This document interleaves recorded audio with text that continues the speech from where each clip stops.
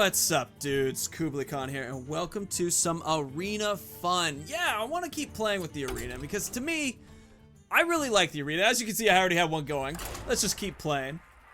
Actually, let me walk you through my deck real quick, because although I have a lot of losses and not enough wins to like make me seem as good, this deck is still pretty nice. It's got a lot of low drops, a lot of synergy. See, these low, like Murloc Tinyfin works really well with things like Defias Ringleader, because you get a combo off of it, like for free.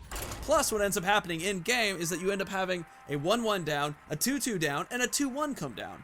Really useful, and it's actually, stuff like that is surprisingly good in, like, arena, because you want to keep getting that tempo, you want to keep getting stuff in front of your opponent. Anyway, I played this a while back, and I can tell in the views that obviously Fallout 4 is the preferred thing on the channel, but I like arena, and Whispers of the Old Gods are coming out soon, and I kind of just want to play some Hearthstone. It's fun, it's cool, and also lets me kind of chat to you guys in a little bit different way. You know, because a lot of my Fallout 4 stuff tends to be significantly more professional. I mean, if you could call that professional, but it does come across to me as a more professional work, because I think a little bit harder about what I'm gonna do.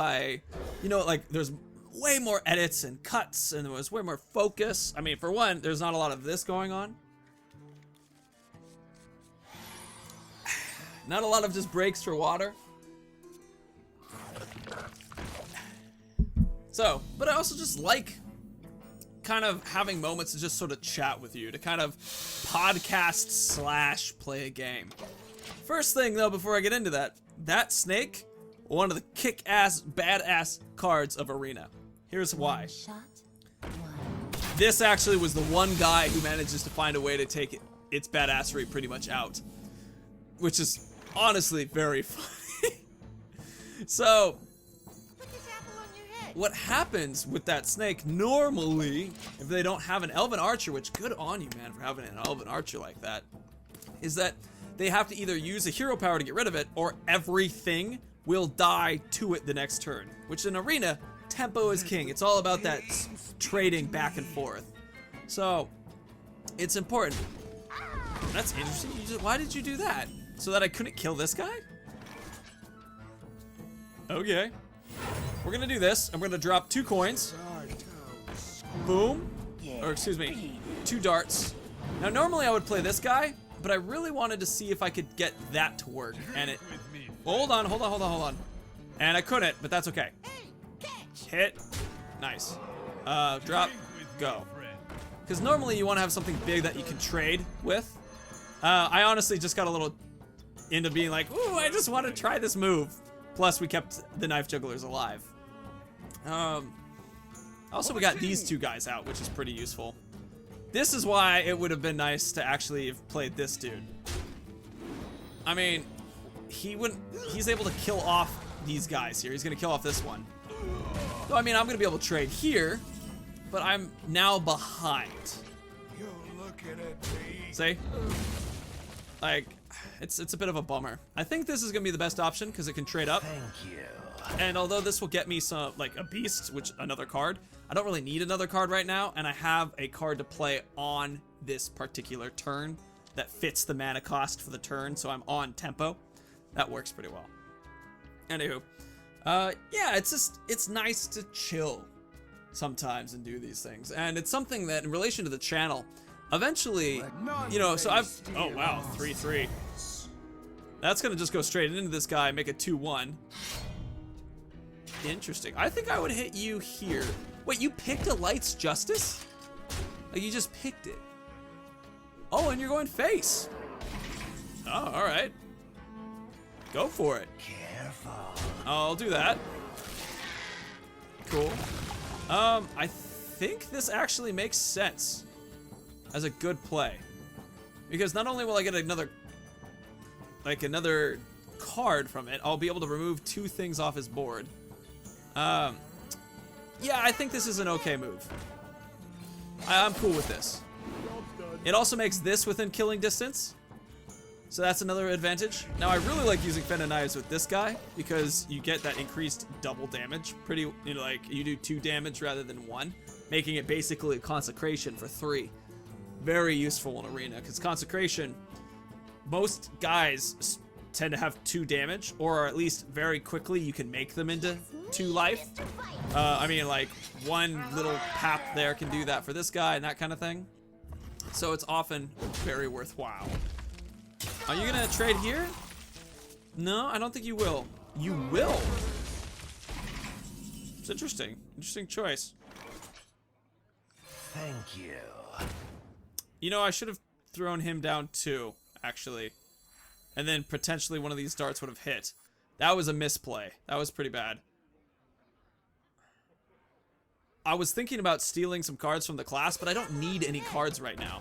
And card draw is really good when you're running out of options, or when you know, like, but if you have options in your hand, then card draw is a kind of a rough thing to do in Arena, because you're gonna lose that extra step.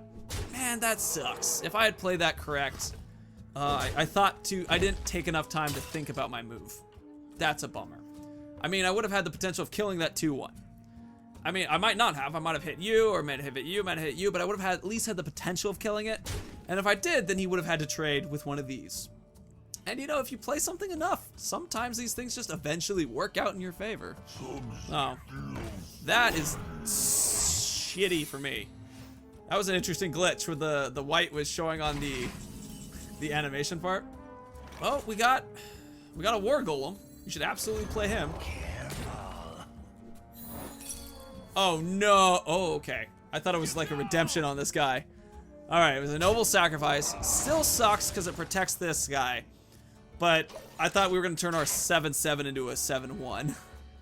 This is a lot better because this is a threat. You know, sure, this is like I have to do 2 things to get through this, and that's really tough. But it is a threat. Like, we're kind of in a shitty position here, but he doesn't really have any cards, and I do. So I might be able to kind of push forward. Plus, I've got a burgle. So this is going to be a good example of how playing this can give us something extra. Like, what if we get a consecration from this? That could be really cool. I hit here, consecrate, and then... Oh, and he has cards coming in. Uh-oh. We're not in a very good position here, dudes. Hey, the Murloc Tiny Fin. Let's see. Okay, well, we're gonna burgle first. I think that's the right play.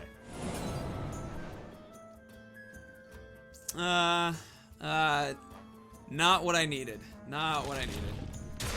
Alright, we can play this. And I think I want to play you and then use my 2 coins to... That could be our savior. Use my 2 coins to make this a 4-4. Yeah, I like that. Because this is a board presence now. This guy's going to die from that probably. Or that, whatever. Something small. But now we have a 3-2 and a 4-4. Some power players. We are not in a very good position still, though. We do have our Core Hound, which is cool. I enjoy raiding. Oh man, that would have been really nice. If we had that going. Ooh. Ooh, this is problematic. Assuming these, like, this guy lives, or this guy lives, we do have a way to blast this guy down. You gonna make that trade? If you make that trade, you will live. Oh shit, he made that trade. He's going to live! Damn it. Okay, Jeweled Scarab draw for us, but this is a problem.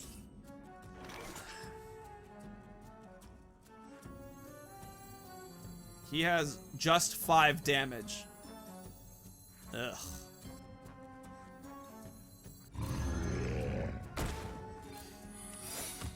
I hate you. I'm gonna whack it. Alright, are we dead? 9, or excuse me, 2, 4, that's 8, 12, 13. Hold on, he might think it's a noble sacrifice. You never know. He played one. So it might be like, that's totally, oh, we're so screwed. But we might be able to get a, okay, we're totally dead now because he can see what we are. Ugh. Darn it. Okay. Reporting for duty. It happens. Sometimes you get kills, and sometimes you don't. It's okay. Anyway, we'll do a draft after this, and we'll keep playing a little bit. You know, I've been wanting to do a video on the value of Arena compared to the rest of just using your gold to buy packs. And the reason why is that I'll show you in the awards right now. So, if you get 0 wins, you are possibly going to lose gold, per se. Like, well, so that's technically 100 dust to make if I wanted to make one of these. That would be of packs worth like 2.5 packs. So this is 2.5 packs worth of dust right there. Now I didn't want it necessarily, but it is right there. And that's, you know, 250 gold if I wanted to make this. And that was awarded in 3 wins out of 150 payments. So that's an example of why this is already alone worth it. Not necessarily the card I wanted, but it is already alone. 35 gold. Now that's not half a pack. It's okay, you know, like whatever. But this actually means I may, like, you always get it's your 50 gold that matters, because you still get your pack, right? Which is right here for 100 gold. But because of this, I actually spent 15, you know, or 115. And then, so basically for 15 gold spent, I actually got 2.5 packs worth of dust right here, turned into a card. And then, you know, so they're at the 30, you know, that's awesome. That's very little. It's not as sexy as like buying more packs there, you know, in a way, but it does really help. Let's go ahead and open this because it's just fun to open. If you only get 0 wins, you still have a chance of getting like 35 gold after that one pack, so you might lose like 15 gold, which sucks. So that, in that case, I can totally see why you'd want to kind of avoid getting, you know, actually that knife juggler that was just in there. When Whispers of the Old Gods come out, they're actually gonna apply a bunch of nerfs, and you can then, I have a lot of fun with Gul'dan. I think he's very interesting because that constant getting more cards is really beneficial. No Rexar. I'll explain that. But the knife juggler is going to be worth the 100 dust once the nerf ends up going, and so it's actually totally worth to hold on to that knife juggler until after the nerf hits, so that I could disenchant him for 100 dust. But anyway, so typically when you play Hearthstone, you want to affect the board, and if you can't affect the board, the second thing you want to be able to do, or when I say affect the board, I mean with your hero power. This guy can ping, all right? But the second thing is, if you can't affect the board necessarily, you want to be able, or like in a damaging way, you want to at least be able to affect the board in some form. Gul'dan draws more cards. That can actually have a big effect on the board. Rexar shoots the other guy. That's a 0 effect on the board. Kind of like how the warrior armors up, 0 effect on the board, versus the priest can heal up. That actually has an effect too. Let's, you know what, let's do Malfurion. I haven't done Malfurion in a bit, so I want to play him. Plus, I want to be able to affect the board. Wow! What a great start. Ice Howl is pretty cool because he will clear out stuff. I kind of want to do, Thermoplug or whatever, because that looks really cool, because if I'm able to play that guy and then clear some stuff from my opponent, I mean, all those leper gnomes could be pretty fun. Though I don't know, I think actually this guy is going to be the best option. No, we're going to go with Matt. You know what? We're going to go with him. Great card. I'll take that. Jeweled Scarab's always a good option. Discover is always a really good option because it allows you to get something that you need for a situation. So if you're ever like, oh, I'm not in a good spot, play that, do a good Discover, perhaps get something that can help you out. Also, if you're on turn 2, it's an easy move into turn 3. Here, I've talked about this a couple times in relation to stats. You want to look at mana that equals out a little bit on the stats. Like, actually, a 6 to 6/5 is kind of similar to the 4 to the 4/3. This, stats-wise, is terrible, but you do get a draw, so it's kind of worth it. Also, Discover, it works like drawing. So you want to kind of think of Discovery as kind of similar to card draw. I'm going to choose this guy because this is actually a very expensive, low life dude. I mean, he has Taunt, which is what gives him that extra thing, but then this is just a Bloodfin Raptor and something else to kill him. So this dude, though, being able to silence minions, very useful. Similarly to what I talked about with the Jeweled Scarab, Raven Idol is a great option because it gives you a turn 1 choice, and it will also give you the like an end game choice depending on what you need, because you get a spell or a minion for that. I like Innervate. I like Murloc Tidehunter. I think I want to do a Lowly Squire actually, because he's going to be a 1-drop. Let's do Starfire because that's some removal. The other guys were okay, but I wanted something that, like I said, would remove an opponent's card, and Starfire is kind of a removal like that. Mech Bearcat, great stats. 7/6, so it's the same as a Boulder Fist Ogre, but reversed, but with higher attack. Card draw, Violet Teacher is an amazing option because whenever you cast a spell, you get something, and it's a good body.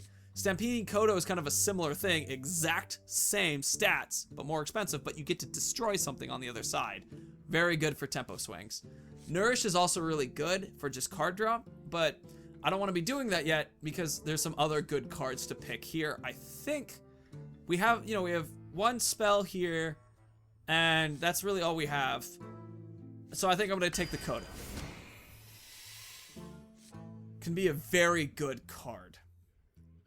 Could also be a very good card. Normally you don't have a lot of cards in hand in Arena though. And Den of Zephyrs, out of everybody, is this the best? He also has the possibility of being played when we have if we have like a Mark of the Wild. So we're going to take him, and if we have a Mark of the Wild, he's going to actually make another, he's going to get the same Mark of the Wild spell if I cast it onto somebody else. As you can see where it says, after you cast a spell on this, you can, on a friend, cast it on this one too. Pilot Shredder, always a great card to pick. I think since we don't have a lot of mechs, we have 2, so let's take a Mech Warper. I mean, out of all that, that's just the useful one. I think I want some more low drops, so I'm going to take that. Don't want a Cold Light. Cold Master can do great for some card draw. I'm going to go, like I said, some more low drops. Mark of the Wild, I think, is a great option because of our Din that we just got. I really like Soul of the Forest. It basically gives you a really good tempo play. Raptor, absolutely. Another okay card, but I think this is going to be a better option. The reason why, because it's going to be able to beef up somebody else. Darnassus Aspirit's kind of cool because it will give us a ramping effect. I do like having the Kodo again, but I want to have the ramping effect that's provided with that. I'm going to take a Sludge Belcher, just a good, difficult card to break through. This is a pretty cool card because it's a good tempo where if I'm hitting, using my ability and hitting guys, I'm able to just keep building up. I like the idea of another Mech Warper too, because we have enough mechs that I think it's actually worth trying to play it. All right, Kvaldir, I don't know how to say it, is a great card, but Living Roots, I think, for an early game card is amazing. Plus, it has a lot of great extra abilities, specifically with as you're playing it, you're going to be able to put it down and either turn it into a 2 damage or a 2 saplings. So just very useful. Savagery, not very useful unless you're actually building up your guys' attack. I'm thinking out of this actually might be the most useful dude. All right, I've actually had a lot of use out of my control attacks. A lot of swinging plays that worked in my favor. Let's do another taunt to kind of slow everything down. If we have enough beasts, this is one of the most incredible plays ever. I don't think we have a lot of beasts, so we have 1 beast. This becomes a beast too. That's a beast. We actually have a lot of beasts. Yeah, we actually have a significant amount of beasts.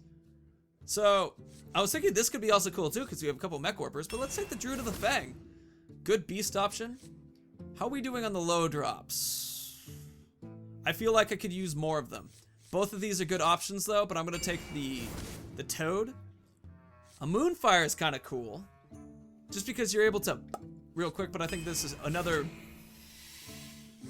Deathlord's always an interesting choice. And Bite's another removal that could be pretty cool. I don't really have much card draw, so I think Cold Bite. Okay. Wow, what an interesting deck. I'm excited to play it. This is one of the reasons why I really like Arena, is since everybody's on the same level and you get such a variety of cards and stuff, the experience is differently constructed, more varied. I mean, you run into a lot of people who play Paladin, because that has a very good, you know, back and forth, that deck. And then you also run into a lot of people who play things like Mage, because that's one of the best classes to play as, and so there's like so few warriors and shamans. There's a shaman right there, you know, just to question my statement. Thank you, shaman. Just go ahead and do that. Anyway, let's see. What do we choose out of this group? We can throw everybody back for sure. All right, so I'm gonna play this match, and then I think that'll call the episode after that. So we'll finish this one up, and then I'll do the next episode, and that'll just keep playing with this deck. Greetings. My greetings. So we're definitely gonna play this, and we're gonna go a minion, see if we can get a 2-drop minion. No 2-drop minion, but we do get another Iron Bark. So the reason why these guys are so good is because of that taunt. You drop an 8/8 down, really big, taunt minion, hard to get through. Really, really hard. If I get one of these guys up on like an empty board, we've more or less won. Since we already have one in hand, I'm gonna go with the Mech Bearcat, because that shows a better curve here. Fortunately, we might have a really bad turn 2. We'll see.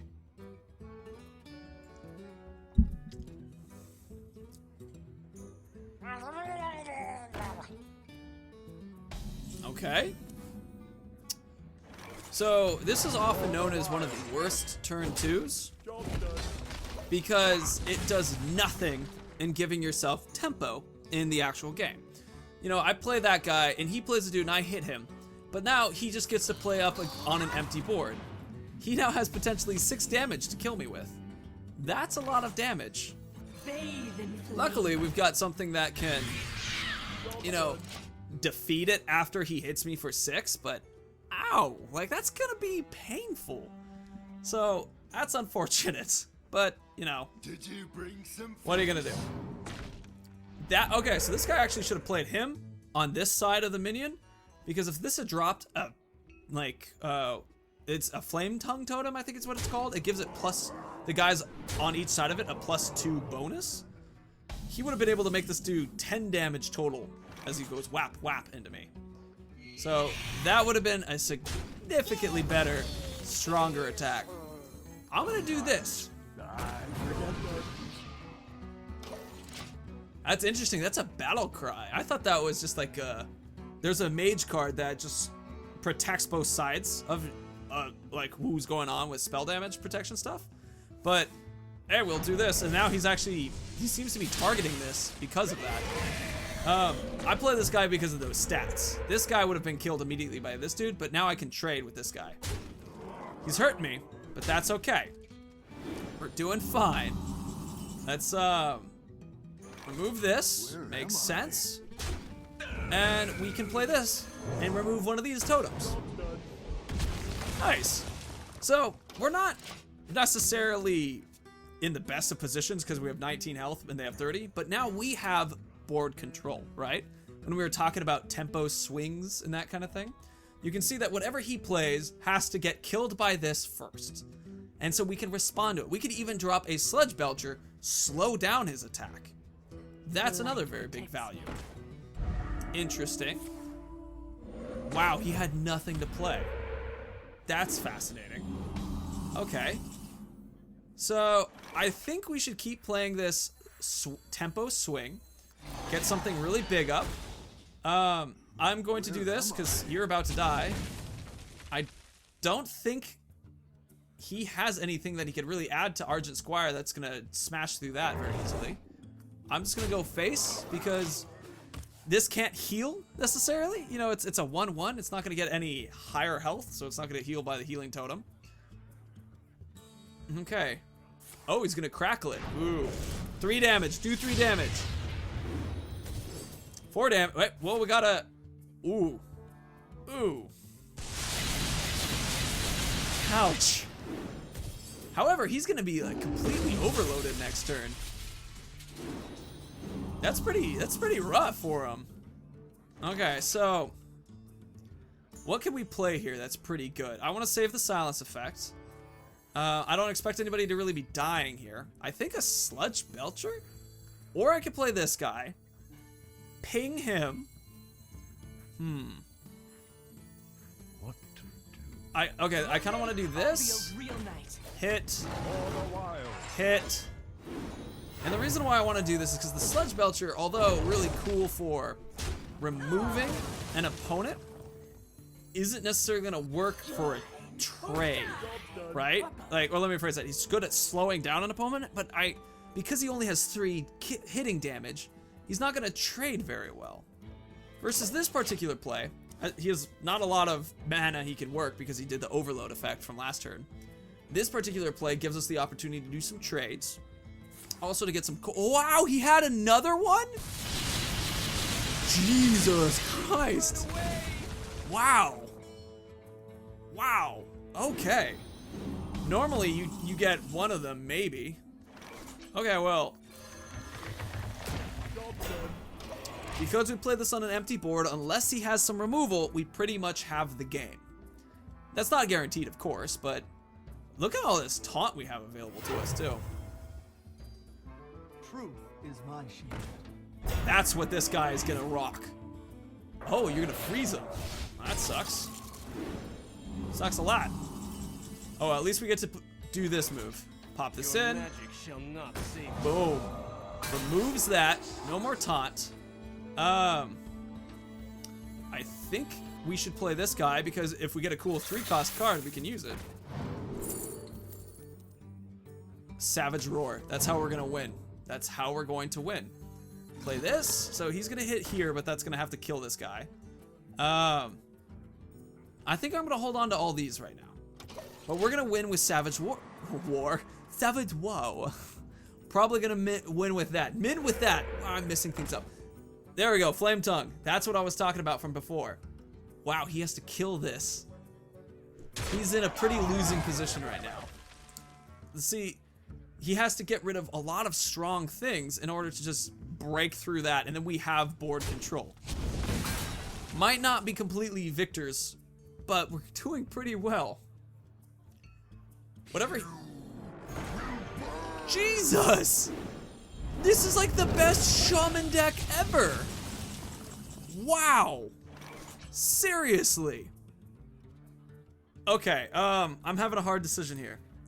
We're gonna kill this, that's for sure. But do we punch it with our own face? Or do we give this guy a, you know, some, let's see, 5, we're gonna play this, because I just need a card out. You know what? I feel like I need to, 7 damage is a lot of damage at this low level, and I don't want him to be able to, like, surprise me with some crazy high-powered attack, like shooting me. So I'm just gonna be, I had to kill that guy off anyway, so we're just gonna do that. Jeez. Wow. Just wow. Oh man, this is getting rough. Huh. Oof. He's putting up a good fight. We're gonna play this. Play this. Hit there, makes sense. Grab this. Let's hold on to this still. I don't need to make 2 taunts yet. For the wild. I think. So if he hits there, actually, if this guy hits here first, then we're gonna want this to be a little weaker, because that means that he's gonna die hitting that, and that will be worth our ping. This is an interesting match right now. Blanket God is who we're fighting. For the Lich King. And he has a Lich King, dude. We were doing really well, and he had 2 lightning storms. There we go. See, that was that was really nice, because now we were able to remove a lot of these people with a little whap. Yeah, you can't. You're stuck. You're stuck, brah. Oh. Oh my. Hold on. Play that. I think with this combo, we might be, let's see. So I can punch you. You can punch you. We can kill this. All right, we're gonna do this. I think this is a good play. Pop that. Now, can we kill him first of all? 7, 11, 14. No, we can't. Okay. That was good to make double note of. So how about you hit you? All right. And then you'll hit you. And I'm gonna be safe with this. Cool. All right, cool. We have a taunt up. We've cleared the board. Oop, sorry for kicking the camera. I'm checking the it's good. It's good. It's not too weirded. Okay. Oh, that was a close one. All right, so we don't have for sure victory. Get rid of that. We don't want to be able to use anything like that. But we definitely have the board. And having one of these guys, great way to hold on the board, because since when he dies, he ends up putting out another dude. It keeps tempo. It's very high damage. Like, we have right now on board 5, 6, 7, 11 damage. And I killed off turning into a frog. I killed off the totems that were there because they can become pretty dangerous if you're not careful. It's a problem. I'm fine with making this decision.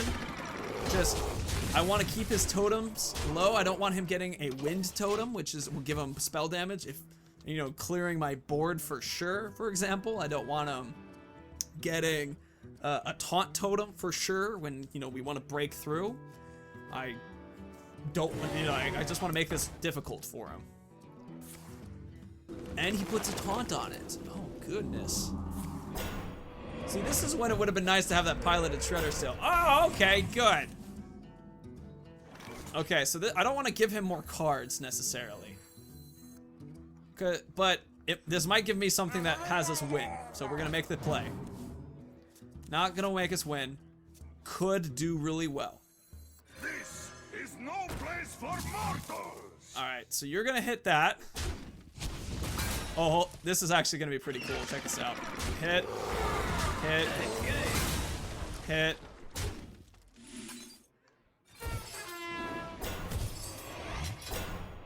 Pretty cool, huh? You know, we both more taunts. All right, we're going to hold on to this for now. We can drop this in a little bit. But that worked. Doubling taunt. I like that. That's good. And we also have this, so we have that big jump in damage. But let's see, we have 6, 7, 8, 9, 10. Plus this, 11. Okay. Game should be ours. Come on. Draw another dude. We gave him stuff to work with, but it also gave us some really good stuff to work with. Well played. Well played. We did it, dudes. Oh, man. See, Arena to me is so much more scary, so much more emotional. It's a significantly more terrifying experience that in Constructed you don't really get as much, because you're not, there's less on the line in a way, and I guess that could be related to how much I react to survival mode and stuff like that, but it matters to me like this, and I think it's cool to play. So anyway, dudes, thank you so much for watching. It was a total joy to have you here. If you liked what you saw, please leave a like. If you want to see more, hit the subscribe button underneath me, and of course, may the ground rise to meet your feet, the wind always be at your back, and may the sun shine warmly on your sexy, sexy face. Dudes, see you later. Bye.